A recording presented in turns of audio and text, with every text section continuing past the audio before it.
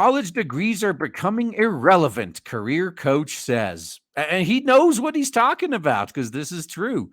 I've seen it among many employers. Like they're either toning down or completely removing their college requirements for work. Or like I've seen this as well. They sometimes even blacklist entire colleges.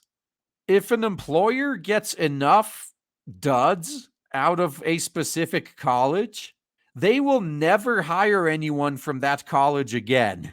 And I think that list has grown pretty large recently. Even the Ivy Leagues are irrelevant. I maintain the Ivy Leagues have always been irrelevant because the purpose of the Ivy Leagues isn't to learn something, it's to network with rich, well connected people. And they serve that purpose very well. The percentage of job listings that require a degree has dropped. And I think the employers, they're going to realize that high schoolers are actually better than college graduates in a lot of cases. I know people personally that they were bright and had great futures ahead of them when they got out of high school. And then they went to college and came back 4 years later as brain dead, programmed NPC activists. I would rather hire someone out of high school than college myself, because at least out of high school, they haven't had time to be brainwashed as bad yet. There might still be some time for me to actually train them to do their job correctly, because I have had to deal with so many fresh out of college new employees that I'm showing them how to do the job, and they just go, "That's not what I was taught. That's not how I did it. Oh, wouldn't it be better if we did it this way instead?" Like, dude, just shut the fuck up and do the job. Now, on the plus side, and I'm actually not like one of those boomers that just says, "No, you got to do it my way because I said so." The best way to put these morons in their place is to give them an opportunity to prove it. Like, oh, okay, so I'm going to do it my way and you do it your way for 1 week and we see who gets a better result. And then a week later, they still got nothing to show. Like, good, now you're going to shut the fuck up and do as I say. Employers have started to look at training on the job as a better measure of skills than a college degree, according to one career expert. It's because college has failed. They started focusing more on activism and less on actual useful skills, and employers are finally catching on. Though Ken Coleman, a career coach and podcaster with Ramsey Solutions, told the College Fix recently that he expects the number of job listings that require a college degree to continue to decline. And it's not just because they're desperate for work and there's not enough people with the requirements they seek. It's also because they're realizing that they'd prefer high schoolers to college graduates. Because with a high schooler, you train them to do the job exactly like you want that job done, and they'll do it. With a college graduate, you have to fight them every step of the way. On the job training is replacing the college diploma, Coleman told The Fix through a spokesperson. To put it simply, the knowledge that comes with the degree isn't relevant to the job. Nah, you mean it's finally coming back to bite them in the ass, like all the bloat they tack onto these degrees? Who could have seen this coming?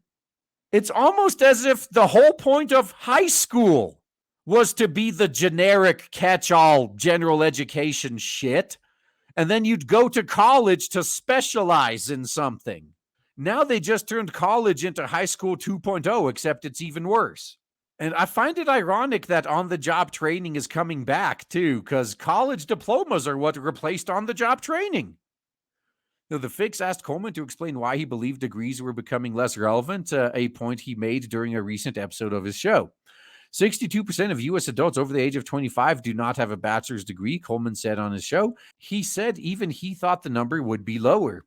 He said on his show that in current year -5, 51% of job listings required at least a 4-year degree. However, by current year -1, the number declined to 44% with a 7% drop. The numbers come from a report by the Burning Glass Institute, a labor research firm. Yeah, a lot of jobs postings that required a college degree had no business requiring a college degree. It's entry-level job that anyone with basic skills can be trained to do in a few weeks. You don't need a fucking college degree. Meanwhile, they went hard the other way. I'm sure some of you have encountered the same things I did when you see an entry level job posting that requires a degree and 4 years of experience in the field. Like, wait. Do you understand what entry level means, you fucking morons? Those numbers are going to continue to shift. Coleman said on his show, he said 5 years, he could see the number of jobs that require a college degree drop to 25%. And those might be the top of the top, too. Other career fields could eventually require fewer years of indoctrination. He gave the example of the possibility that someone will create shorter medical or law degree. It will happen, he said. Well, when it comes to law, technically you don't have to get a law degree. You don't have to go to law school. All you have to do is pass the bar exam. Now, good luck passing it if you didn't go to law school, but it's not mandatory.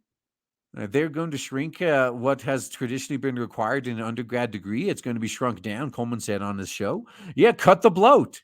I've been advocating for years that we actually need to replace the entire degree system we have now with certificates.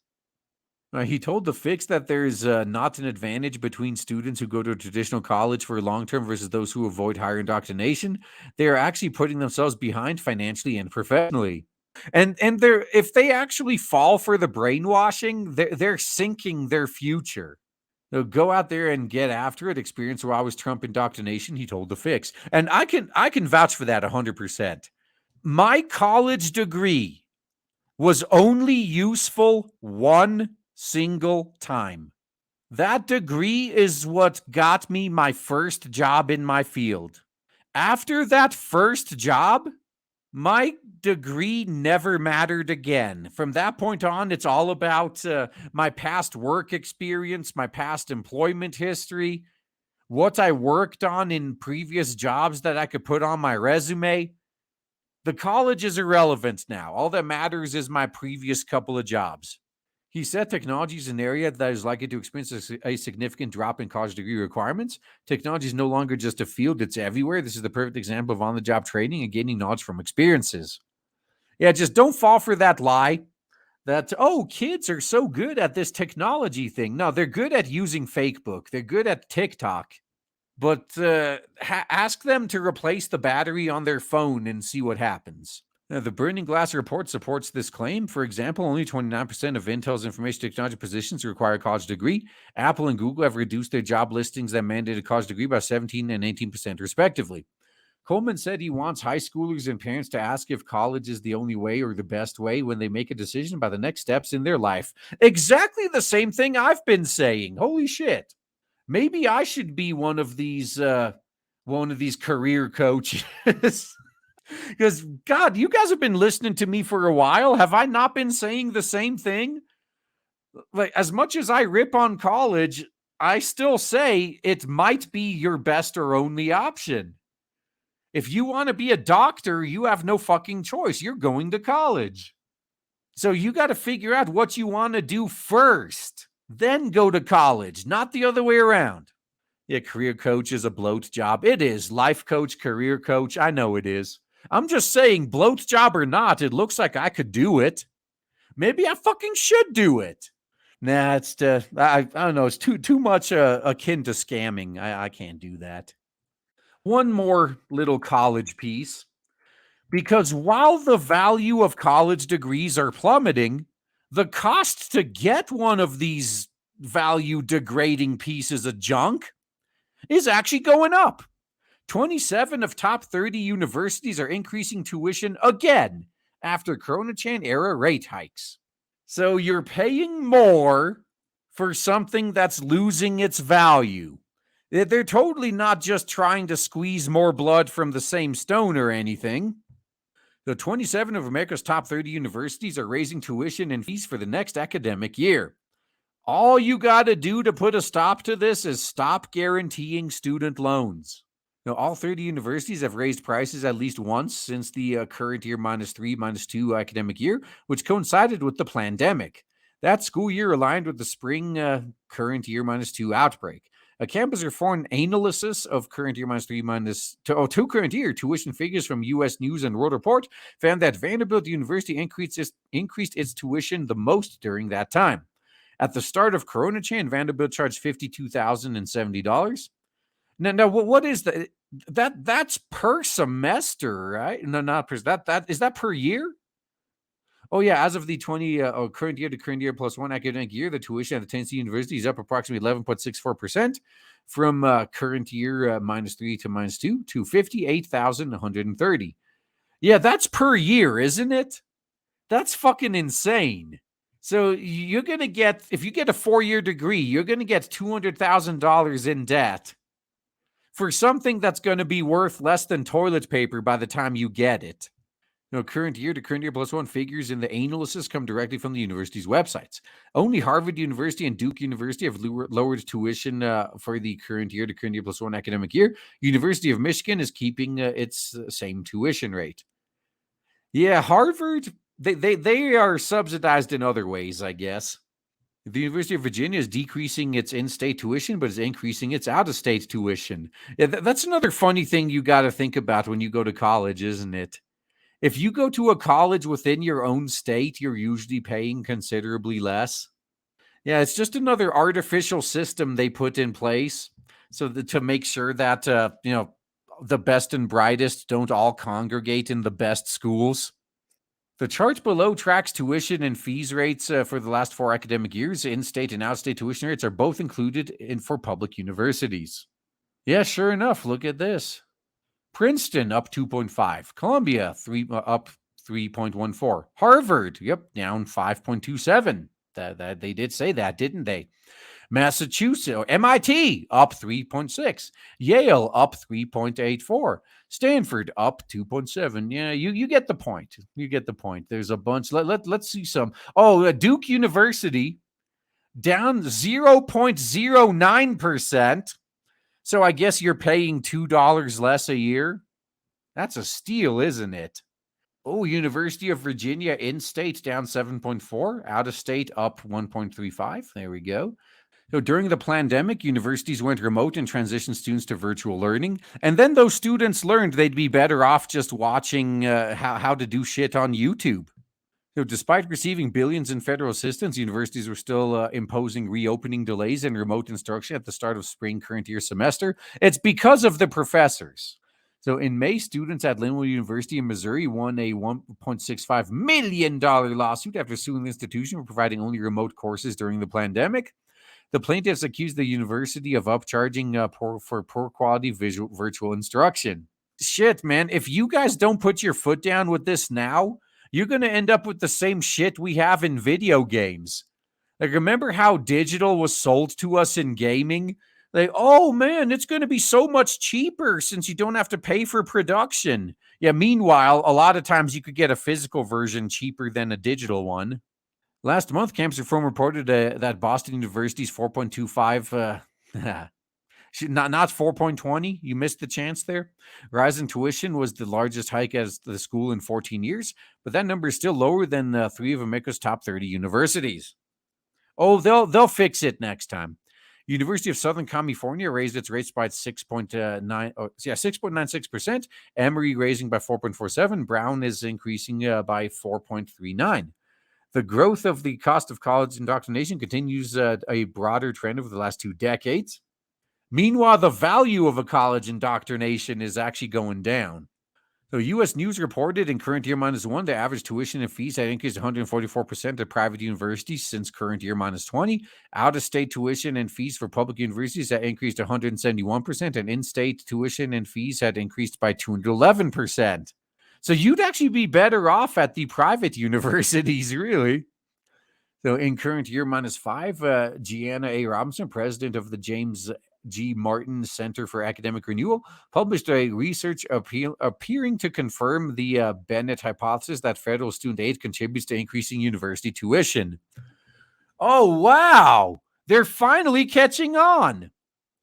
In August of current year -2, the Manhattan Institute's Beth Ackers argued the rising tuition fees resulted from a lack of market competition in higher indoctrination.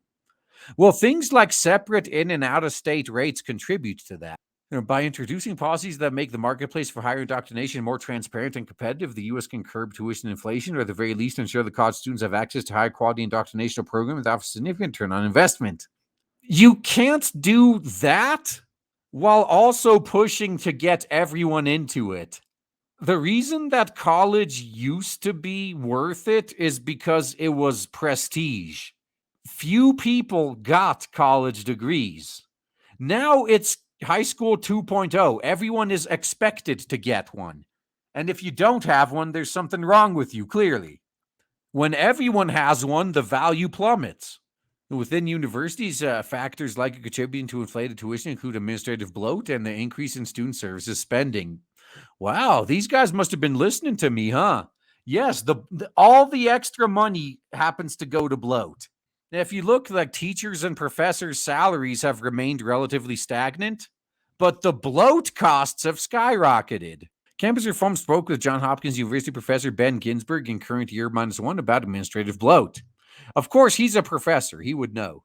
Ginsburg is a critic of universities that disproportionately devote resources to administrative personnel over faculty. There are now more deans, deanlets, deanlings, dinglings, and ding-dongs than there are faculty members, Ginsburg said. Oh, there's definitely a lot of dinglings and ding-dongs in there.